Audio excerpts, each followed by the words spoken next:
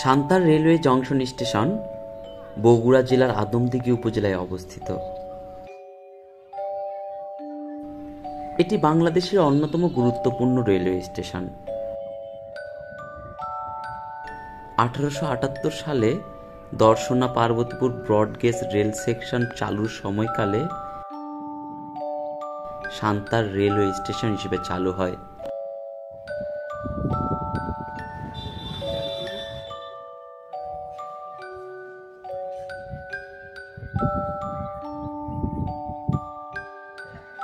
এই স্টেশন দিয়ে প্রতিদিন শত শত যাত্রী,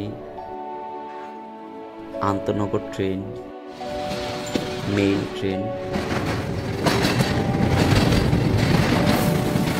ও মালবাহী গাড়ি সহ প্রায় 30টি ট্রেন চলাচল করে থাকে।